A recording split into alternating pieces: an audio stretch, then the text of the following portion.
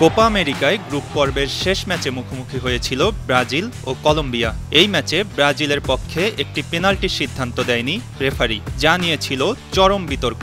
শেষ পর্যন্ত দক্ষিণ আমেরিকা ফুটবলের নিয়ন্ত্রক সংস্থা কনমেবল জানিয়েছে এটি পেনাল্টি ছিল।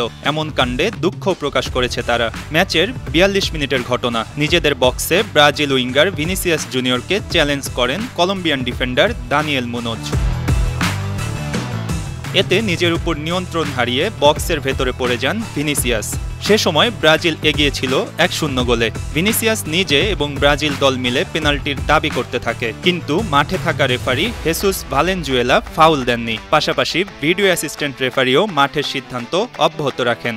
কনমেবল এক ভিডিও বার্তায় জানিয়েছে কলম্বিয়ান ডিফেন্ডার মুনোজ বল স্পর্শ করেনি। এর ফলে যে সংঘর্ষ হয়েছে এবং যে সিদ্ধান্ত নেওয়া হয়েছে তা ভুল। রেফারি এটি পর্যবেক্ষণে ব্যর্থ হয়েছেন এবং খেলা চালিয়ে গেছেন। এই ঘটনা নিয়ে বেশ উত্তেজনা তৈরি হয়েছিল। শেষ পর্যন্ত ম্যাচটি ১-১ গোলে ড্র হয়। ফলে গ্রুপ রানার আপ হিসেবে কোয়ার্টার ফাইনালে গেছে ব্রাজিল। তুলনামূলক শক্তিশালী প্রতিপক্ষ উরুগুয়ের বিপক্ষে এখন মাঠে নামবে ব্রাজিলিয়ানরা, কিন্তু গ্রুপ চ্যাম্পিয়ন হলে তাদের প্রতিপক্ষ হতো পানামা।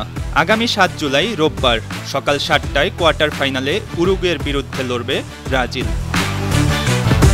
মঈন হাসান, ৫২ টিভি।